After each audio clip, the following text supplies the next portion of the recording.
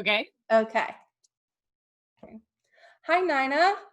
Hi, Shari. How did I say it? Perfectly. Thanks so much for joining me today.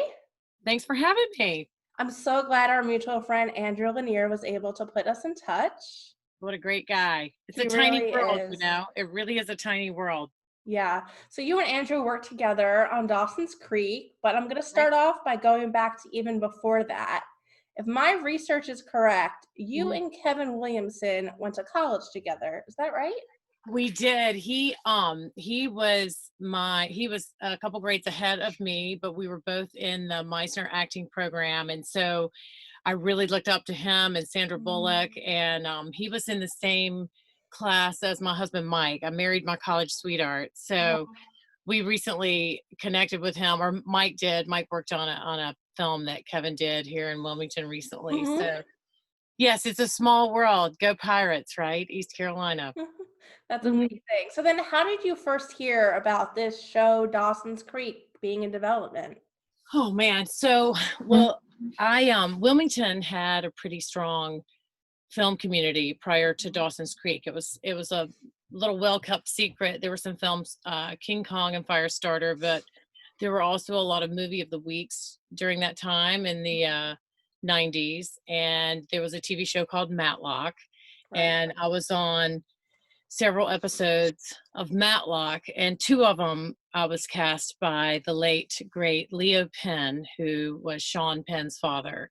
Oh, wow. And Leo really liked me, and we were having lunch one day at the studio here in Wilmington, and he was like, "Nina, you're as big as you're going to be if you stay here in Wilmington. You know, you're Hmm. in the geographic wrong location to do anything more Mhm. than just a day player role here and there. So when you come to LA, give me a call." And then my husband, Mike, had an opportunity to work on a TV show. He's in the camera department, and Mhm. he wasn't a camera operator yet, but he had an opportunity to work on a show at Universal Studios in Los Angeles. So we packed up and we went to LA, and I called Leo Penn, and he hooked me up with his agent who allowed me to submit myself.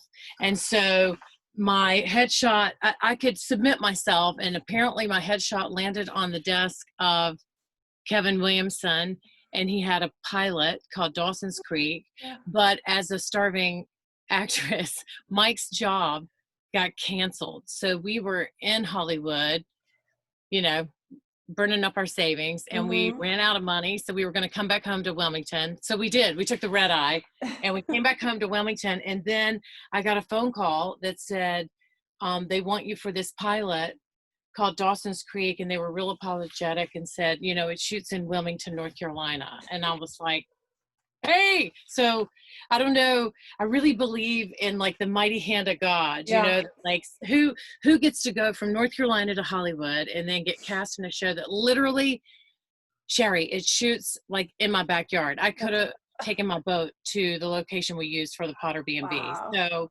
I have to give the most high credit for that. And Kevin Williamson, and just all the things lined up. The Finn Cannons had a huge part to do with Mhm. that. They are very successful casting directors, and Right. they were the first. And I mean, they cast me in Matlock, so I really owe huge cred to the Finn Cannons for you know, casting me in those movie of the weeks and Matlock. And so Wilmington is a little charm town and had a Yeah. great film base before Dawson's Creek shot here. So that was really very miraculous indeed. What a twist of fate to have your journey reconnect with Kevin's and then go on such a meaningful journey together. Truly, truly, he's amazing. What a talent. Yeah. Yeah. Do you remember the first time you met Katie? The first time I met Katie was at I guess it was at the read through for Dawson's Creek. And then the first scene that we worked on together was the pilot scene where I put the lipstick on her. She's Yeah. mad, she's going to school, and I say, "Hey, wait," and then we do the lipstick. So, and that location was at the Potter B&B. So, yeah, yeah, that's the Wow. first time we met Katie. And in the beginning, you know, the show had not kaboomed yet. You know, so Right. So in the beginning, everybody was really, it just was like an interesting journey from the Mm-hmm. beginning to the superstardom that the kids got and the show got. And the show was Right. really, what Kevin did with Dawson's Creek was truly, he pioneered a whole new way of doing television. I mean, each episode was like a little movie, you Movie. know. Yeah. And then what he did, or I don't know who was the brain behind that, but the music, like each episode had Mm-hmm. awesome music. So that was cool too. Well, in the first season, you have two very pivotal episodes, Hurricane and then Baby. The first is when there's a hurricane in Cape Side and you're sheltering at the Learys and Grams is there, and she's very disapproving of you being pregnant and unwed and being in a mixed race relationship. And then the very next episode is Baby, and you're giving birth, and lo and behold, the person ushering you through labor is Grams. Do you remember those episodes, filming those at all? Well, Mary Beth is one of the most talented, lovely, cosmic human beings you will ever meet on this planet. Truly, truly, a role model for me. And she's not like Grams at all in real life. And so she's quite beautiful. So they would age her, and that was interesting to have her play that character, you know, and then they would roll cut and she would be herself again. You know, it was truly a character. And so that was interesting. And I had never been pregnant before. I didn't know how to have a baby, but I did have a dog at the time. And so what they allowed me to do was the original script, they wanted me to do Lamaze and know about Lamaze classes. Mm-hmm. So they allowed me. Alonzo Wilson was the wardrobe designer, phenomenal friend, phenomenal artist. And so we laugh and say Alonzo got me pregnant, you know, because I had this pregnant suit, and they allowed me to wear this pregnant suit and join a Lamaze pregnancy class. And the teacher was my partner. So the only people that knew I wasn't really pregnant was me and the teacher. Oh my gosh. So, so then I'm watching these videos and I'm practicing having a baby, and my dog was utterly freaked out, you know. So I'm trying to make these sounds of having a baby. And then as we got closer, as it is with episodic television, they go, no, there's been a rewrite. We rewrite. We don't want you to know anything. We don't want you to know, don't know Lamaze, you don't know anything. You're just freaking out, you know. So, but that was funny. Well, in the pilot, Bodie is played by George Gaffney, and then from then on in the rest of the series, he's played by Obi and Defo. Was that recasting an adjustment for you at all? It was, I don't know that it was an adjustment acting wise, but it certainly was a life lesson that all are replaceable, you know, and no matter, you know, who, you know, you could be my next big producer, you know, or I could be your next, nobody knows really. You know, the business is, I don't know. I think that was a turning point for me as a human being, in that, you know, not to put, what's the quote? Don't put the cart before the horse, and just remain a human being and remain kind and stay happy and make sure that the things that really matter to me personally are in place so that I can create. You know, there was a quote that the acting teacher from East Carolina, the Meisner program, he would say, you know, love the art in yourself, not yourself in the art. And I tried to keep that, to keep my sanity and to keep my art alive, you know, because if I am only as good as my last performance, then what am I to do in the off time, you know? So, but it was a little bit of an adjustment, you know, and then my husband was a camera assistant on the show, so like the kissing scenes were a little funny, you know, because like at the time I think Mike was the second assistant camera, who is the person that hits the sticks, you know, and they say marker. And so there we are in the truck about to make out, and my husband's like, and scene 22 marker, you know, and I'm like, it's a little weird, but it's okay. Did you and Obi discuss at all the importance of playing a biracial couple? No, I never looked at it like that. Mm. I don't recall having that discussion because I think that, I mean, I know at the time that was like a, pressing into, and Yeah. it's so different nowadays, but I think both of us tried to just approach it from a state of love, and love is Yeah. colorblind. And Right. I know from the fan mail, of like siblings or even people who are in relationships, like, and we, Wilmington's still the deep South, and we, Yeah. it's the Bible Belt. And I actually had people say stuff to me, and it's weird to look back and think about it now, because we're in such a different place as a society. But that's what Dawson's Creek did, with Mm. like the affair with the teacher and with the character Jack being Yeah. gay, but not being a typical effeminate homosexual. Mm-hmm. You know what I mean? So it's like all of those things were, and I think like the writers, I think Kevin and the producers were trying to see, okay, which storyline is really going to bite. Which one are the fans really going to grab hold to? Because I know from the fan mail I received that the show changed lives for people. Oh, It for gave people an sure. outlet. And what an honor to be part of something like that, because I don't know that, like, the times that people have recognized me in the airport, I mean, here we are 20 years later, I look a Yeah. little different, but I mean, the times that I was recognized, I always thought, well, gosh, I don't know that I would recognize me, you know what I mean, from a show. Like, do you recognize those characters, but always a wonderful treat. Yeah. And the fans make the show. Of course. There's all these different facets to entertainment, whether it's music or television or film or art, or, there's all these different spokes to the wheel. It's not show business for nothing. There's the show and then there's the business.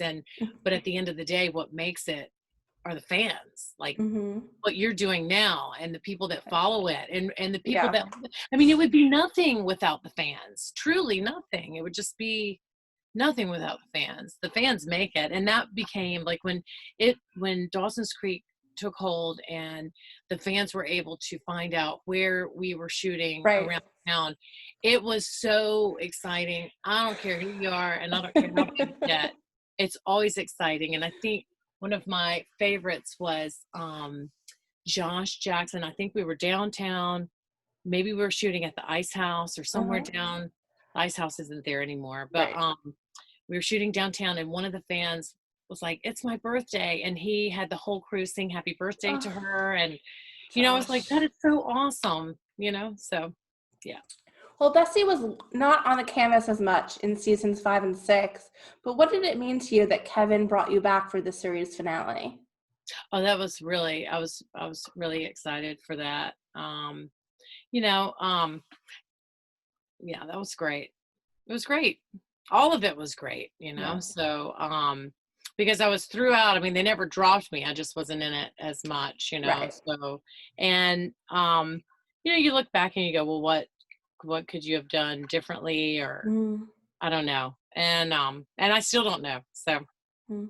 we roll I with it. have to ask, Dawson versus Pacey, where do you fall in the debate? Who did you want Joey with?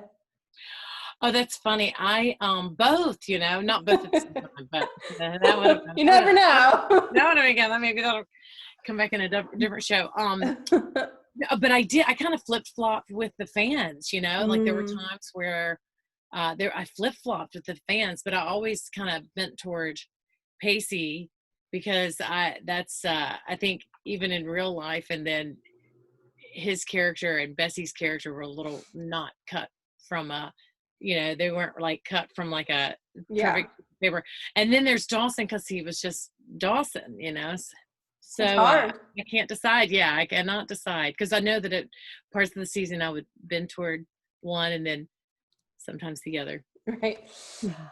Apart from the main cast reuniting in 2018 for the 20th anniversary, I think one of the most significant events in the last couple of years that's actually kind of a tragic one is Obi's accident. He was hit by a car, and his legs were amputated. Have you been in touch with him at all? No, I did not even know this. Wow, really? I had no idea. I had wondered where he was. I had no idea. I should Well, reach yeah, out to him. Have you done an interview with him? I have not, but he's done a number of interviews, like with the Los Angeles Times and some other places. I can definitely email it to you after. But Please do. I had no yeah, idea. he was leaving a grocery store and he was hit by a drunk driver.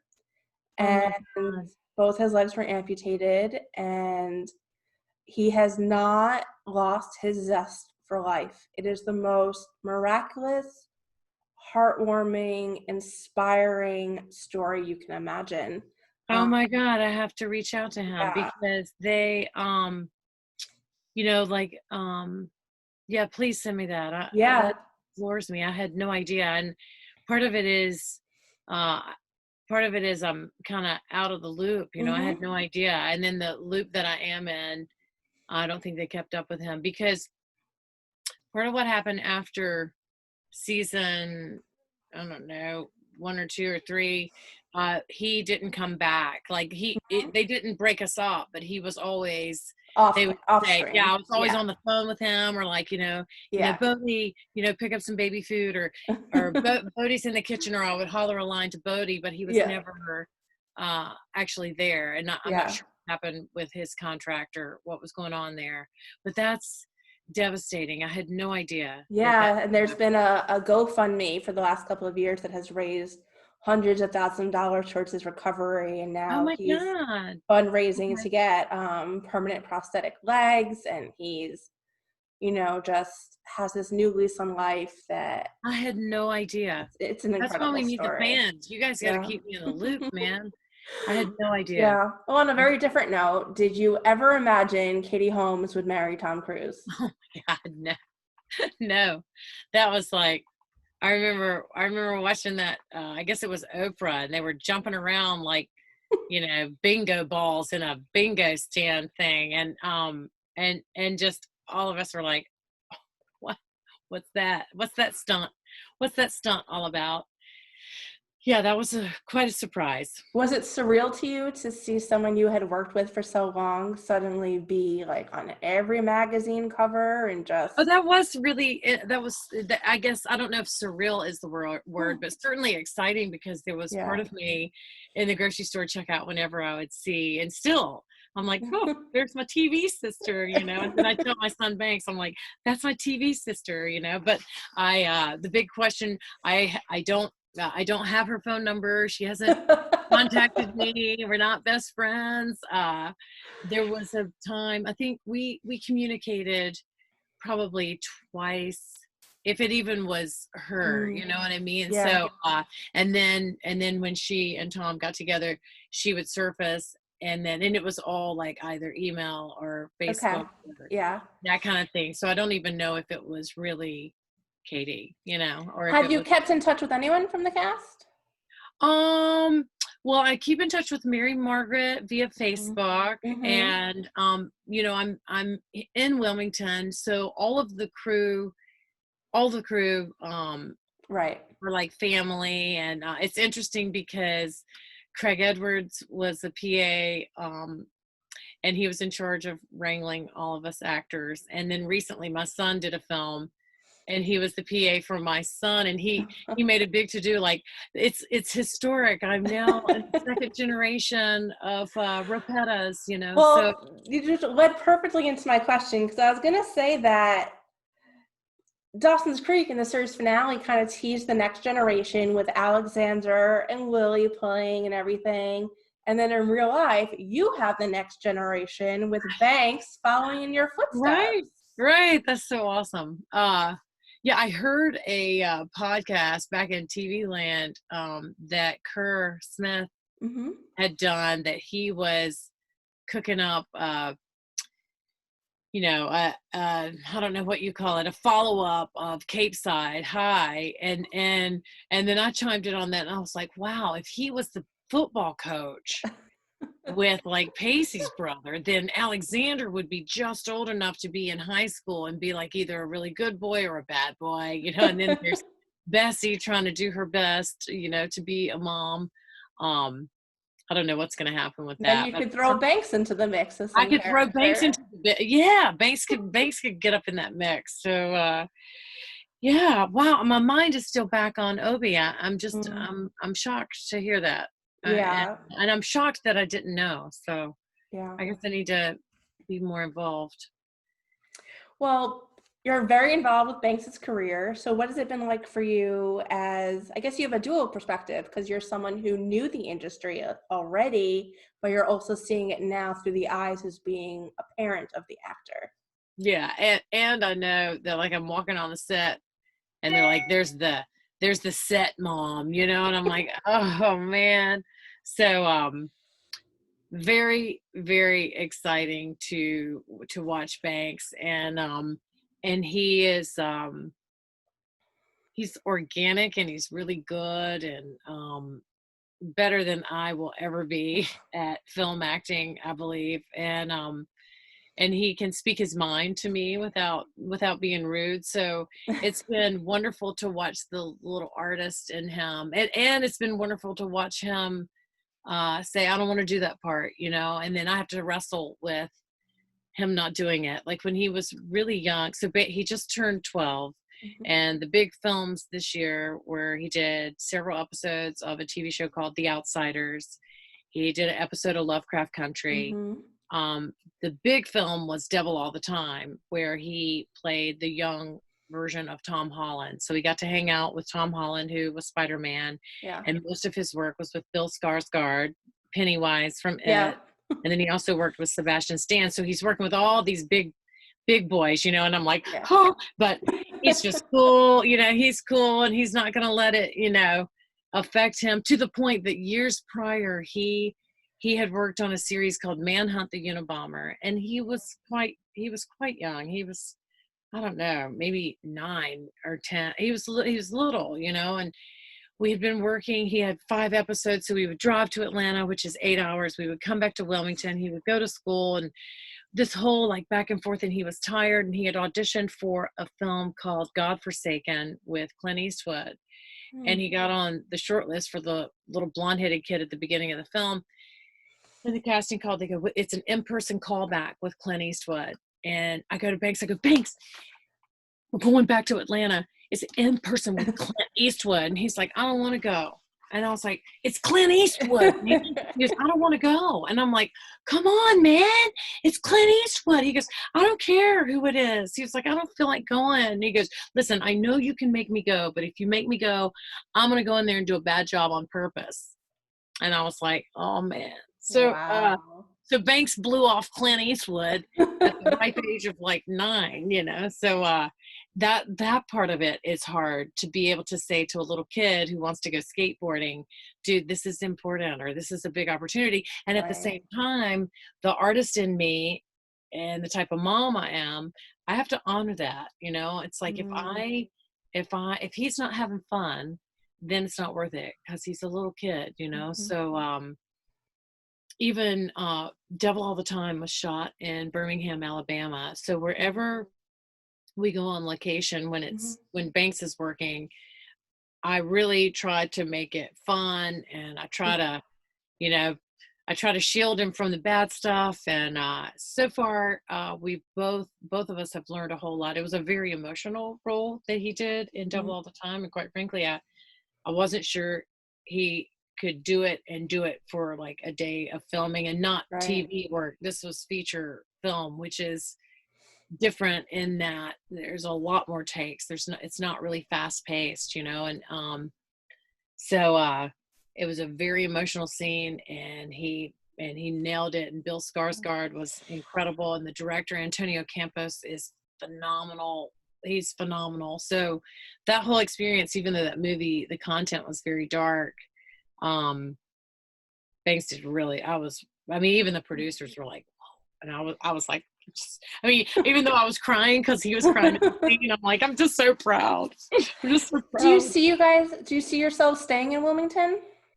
Well, I mean, you'd think after all these years, we are. I mean, I guess part of how I could not know about Obi is we love where we live, and boat and we surf and we fish and we crab and we spearfish and we Yeah. dive and snorkel and I cook and I have a garden, and I love Wilmington. I love the history here. I love the people here. My people are here. I can, you know, walk my dog up and down the street and live on a dead end road, and it's I love it because when there's no work, we still have things that we do, you know, and I Mm-hmm. love to be on the water, and so it's hard for me to leave. And even when Banks and I travel, one of the first things I do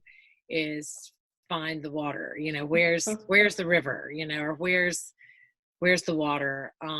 Banks is an excellent swimmer and outdoorsman, and he spearfishes, and so I love where we live.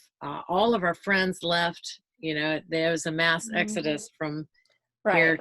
to Atlanta, and Atlanta. that was really trying. It was a Mm-hmm. trying time, you know, because our friends left, and then there's the idea of like, well, what are we gonna do?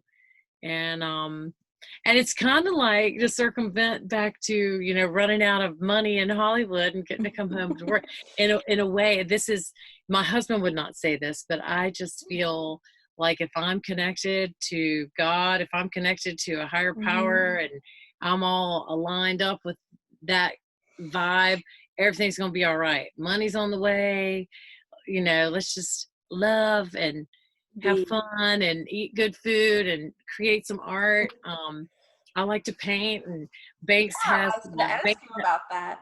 well, and I've never had a class. I'm not that great, but You I do are. enjoy it. But Banks started this monster art that he calls Scanabs. It's his name spelled backwards. It's his homage to dyslexia. So anyway, and we went to Venice Beach. Well, before the COVID, my best friend lives at Venice Beach, so we would go and he would sell his art. So he's had 2 successful tours on the Venice Beach boardwalk in Oh, California. okay. And yeah, where anybody, one of Banks's quotes was, anybody can be anybody they want to be at Venice Beach, you know? So, Smart kid. Well, I was yeah. thinking that some fans of Dawson's Creek that just know you as Bessie probably don't know that you're also a singer and an artist. Probably don't. It's funny because I think I would say I'm a singer first. I would say I'm a singer and a musician first. Wow. I'm trying to think. I think I didn't play the piano yesterday, but there's music going on in this house all the time. Banks plays the guitar. My husband Mike plays the radio really good.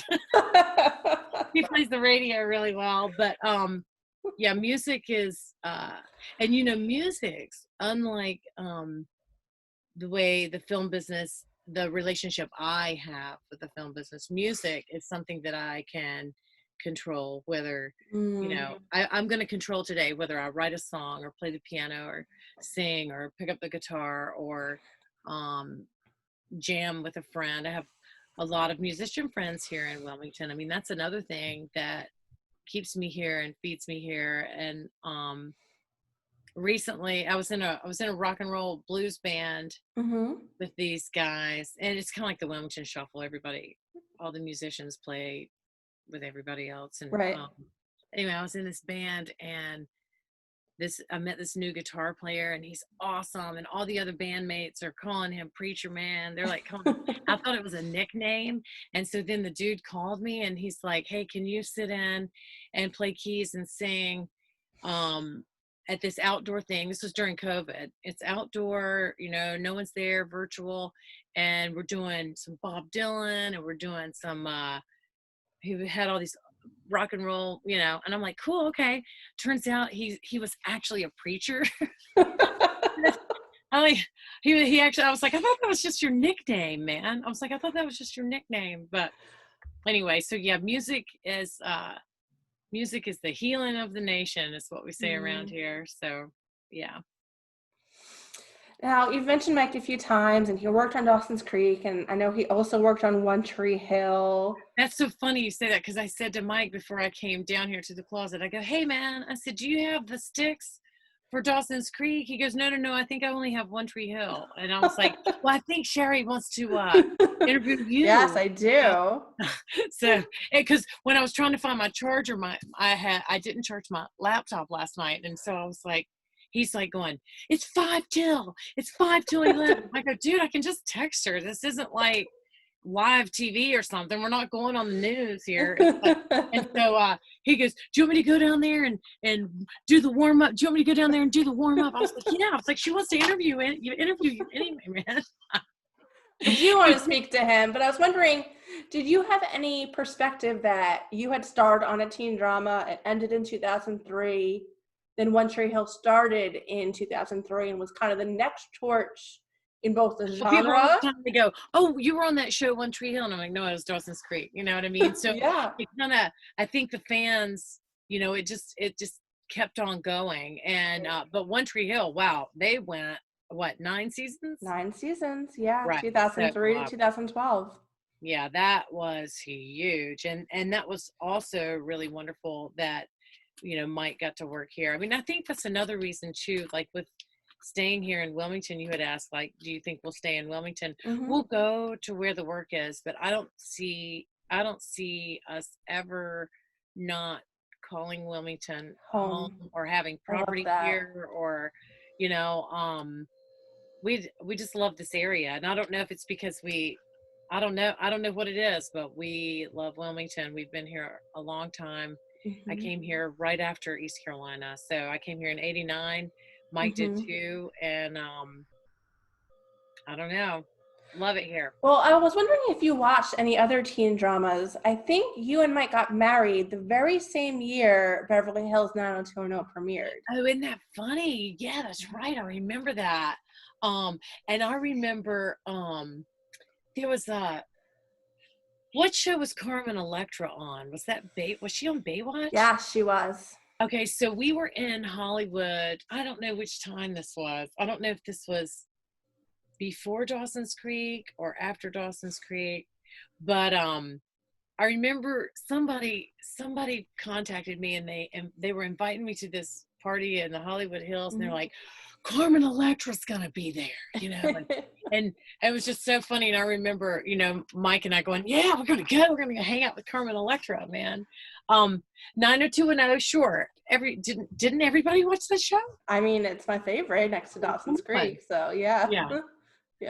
So yeah. Did I answer the question? Yeah. You did. I might need another cup of coffee. Yeah, I was just wondering what other teen dramas you watched, if any. Yeah, I guess it would be 90210 for sure. Yeah. Well, it wasn't a teen drama, but Melrose Place. That was a spinoff of 90210. Right. So Melrose Place, sure. Yeah. All right. Well, lastly, Dawson's Creek came to Netflix in November, and there was a ton of articles, a ton of tweets and posts on social media. People just so excited. Some people discovering the show for the first time. Why do you think Dawson's Creek is a show that endures? I think it tells the truth. I think Dawson's Creek tells the truth. It tells the truth about being a teenager. It tells the truth about life. I mean, with Joey and Bessie, you know, you have a dynamic of the mom is gone. You have an older sibling that doesn't really know how to be in charge, but has been thrust into that situation. And then you have a dad that's a bit of a bad boy and a pyromaniac and burns stuff down, you know, and he goes to prison. And then you have like unplanned pregnancy. You have, you know, differences in people. You have sadness. You have Jen with her grandmother. I mean, and all of these things are real. They're true. That's truth. That's what's really happening in the world. There isn't a, I think like shows, if you go back even prior to Melrose Place and all that, everything in television was this cookie cutter happy days, and that's just not truth. It's not truth. That's not that's not truth, you know. So that's why I think Dawson's Creek endures. And the music was pretty hot. Yeah, the soundtracks are great. Well, Nina, thank you so much for taking a stroll down memory lane with me. I really appreciate your time, and I'm just so humbled to even get to meet you and speak with Oh, you're you. so beautiful. Let's get together. Let's go do Yes, the river walk. I would love that, definitely. Thank you so much for having me. And Yes, I'll thank Andrew and the Lanier family for hooking us up. absolutely. They're wonderful people. Take care. Have a great day. You too. Bye-bye. Bye-bye.